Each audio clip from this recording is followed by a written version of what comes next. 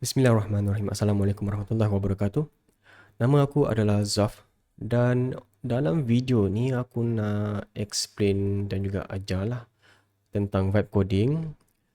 Video ni sesuai untuk mereka yang langsung tak ada pengalaman coding, tak pernah tulis kod dan sebagainya, ataupun mungkin dulu pernah juga belajar coding tapi terlupa dan sebagainya lah. Ataupun mungkin korang sebagai business owner yang dah operasi beberapa tahun dan tahu korang perlukan software apa. Cuma korang tak tahu macam mana nak mula dan ada jarak sedikit lah untuk korang nak mulakan sesuatu. Jadi aku harap video ni akan bagi jawapan ataupun hala tuju untuk korang belajar.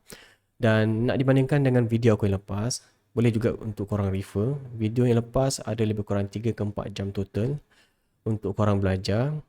Dan dalam video tersebut aku ajar macam-macam. Landing page, nak buat CMS, nak set up database korang, nak deploy bagi semua orang boleh nampak korang punya website, dan nak beli domain, contoh korang nak beli domain .com ke ataupun .my. Jadi semua tu aku ajar literally dalam video tersebut 3 ke 4 jam dan semuanya percuma. Video ini pun percuma juga. Jadi aku harap serba sedikit membantu korang untuk belajar lah.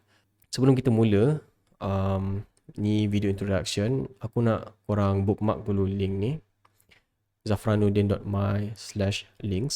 Dalam ni ada semua link-link penting lah. Contoh kalau nak tanya soalan dekat aku ke, anonymous boleh tanya dekat sini, ataupun nak refer nota-nota kita yang lepas, contoh nota kursus dan sebagainya, ada dalam aku punya mastering ni lah. Social media pun ada, semuanya ada dalam ni.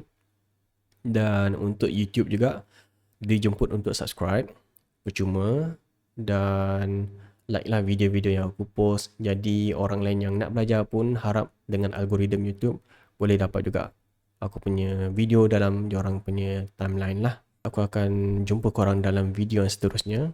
Apa yang kita nak buat kejap lagi, apa yang korang perlukan, okay? Apa yang nak kena install dan sebagainya lah. Semuanya mudah, step yang mudah.